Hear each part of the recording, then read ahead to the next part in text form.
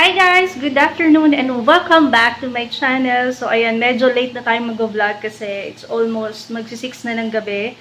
But biglaan talaga to, actually hindi talaga dapat mag-vlog today. And by the way, today is Friday. Ayan, hindi dapat ako mag-vlog pero ayan, naisipan ko kasi mag-ayos ng mag-rearrange ng mga gamit dito sa bahay, dito sa sala specifically. And naisip ko na i-share ko na din sa inyo guys para halimbawang nasa bahay lang naman kayo, para magkaroon ng panibagong ambience sa bahay ninyo and mabawasan din yung pagka-boredom ninyo sa loob ng bahay. So, ayan, I decided na i-share sa inyo yung ayos na gagawin ko dito sa sala. So, kung makikita nyo, dati nandito yung TV namin. So, babalik na rin ko na lang tong camera guys. So, wait lang. Na tayo. So, kung naalala nyo, nandito yung aming TV. Ayan, actually, tinanggal ko na siya sa pagkakamount niya. And gagawa ko na lang ng paraan niyang butas na yan kasi wala pa akong pangmasilya. So, siguro bukas pa ako makakabili.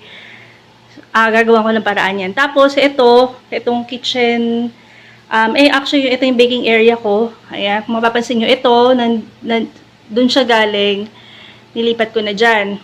Tapos ito, hinarang ko siyang ganyan dito. Parang magiging divider siya.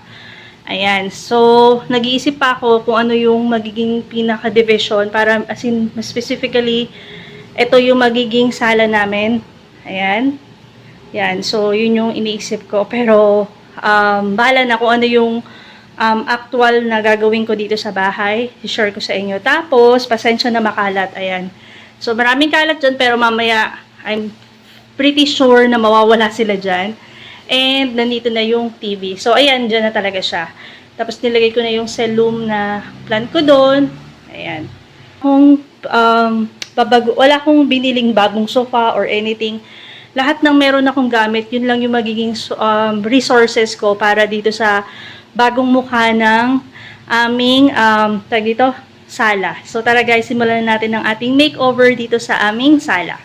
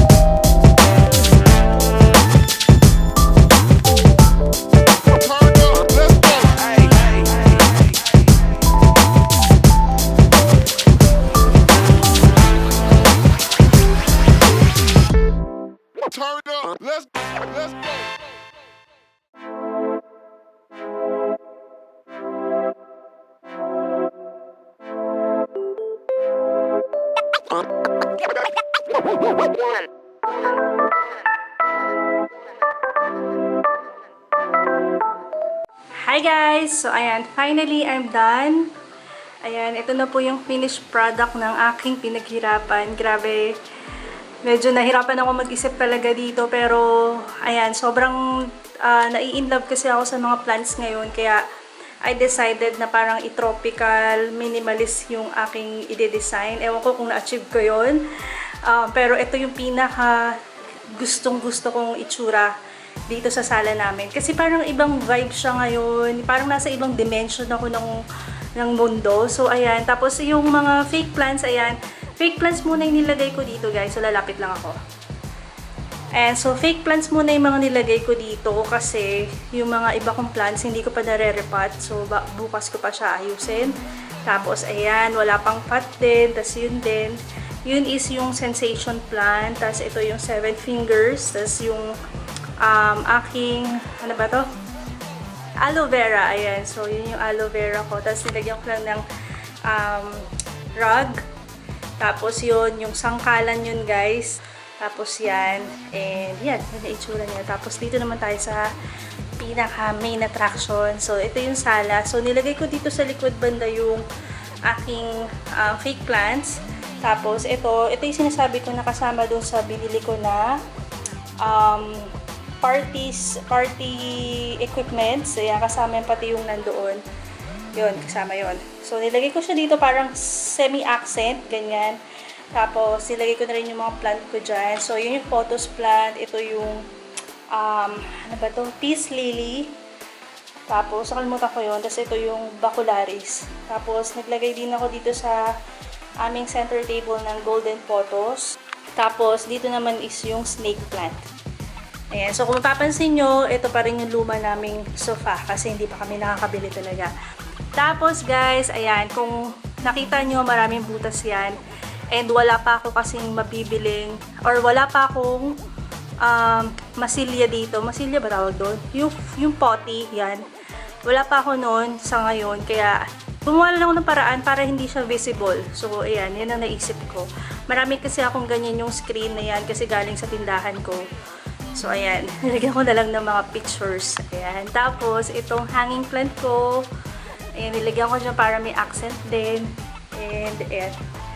Throw pillows. And, yun lang. Pero, merong pinaka sobrang nagustuhan ko dito is yung nilagyan kong LED light. So, yan, yung, ayan nga pala, sorry. Itong cortina, naisipan ko siya lagyan ng cortina para magkaroon lang talaga siya ng division. Na ito yung sala, tapos ito yung baking area ko. Kasi kapag di ko siya lalagyan, parang alam mo yung visible na visible or kitang-kita talaga yung oven, yung maraming bagay dyan. So, kitang-kita siya. Kaya, napag-isipan ko na ilagay na lang to. Since citron naman yung aking cortina, so hindi naman siya, alam mo yung hindi siya mainit tignan. And, since meron nga akong LED light, yung curtain type na LED light, kasama din sana yun doon sa aking paparentahan. But since hindi pa nga natin magagawa yun, so I decided na gamitin na siya. So, wait lang guys, bubuksan ko lang.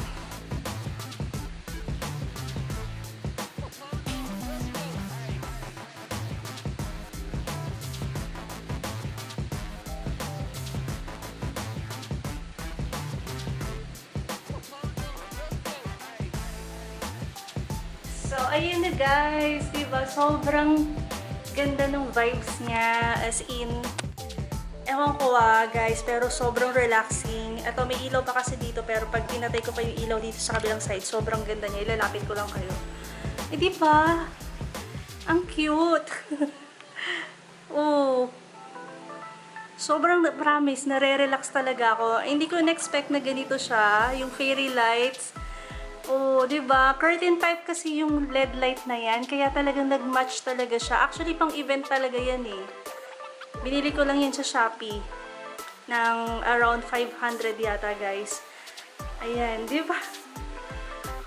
So, ayan guys, itong LED light na to, na curtain type LED light, sobrang bagay talaga. Actually, ginagamit talaga siya for background effect, ganon, background lights. Kaya binili ko siya kasi di ba dapat magpaparent ako. Pero sobrang, ay nako, promise. Wait lang, papatayin ko pa yung ilaw dito sa kabilang side para mas ma-appreciate natin. So wait lang guys.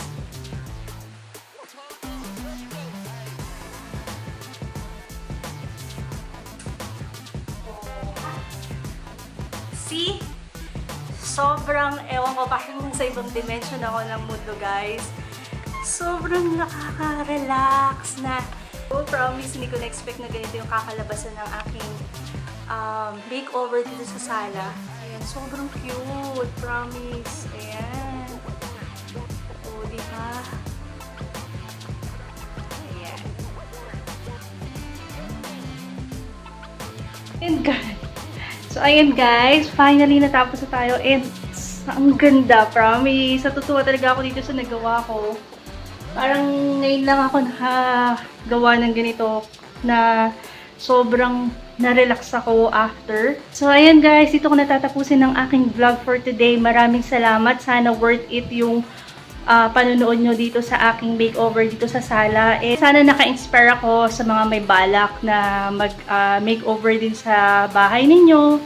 Eh, sana nakapagbigay ako ng idea or tips kung paano natin pwedeng pagandahin pa yung ating bahay nang hindi tayo nagsispend ng sobra-sobra or actually wala tayong binili na kahit na ano, kung ano yung meron tayo dito sa bahay, pwede natin gawa ng paraan. Yeah, sa ilabas mo lang yung pagiging artistic mo, sigurado ako magiging maganda yung resulta. So, ayun guys.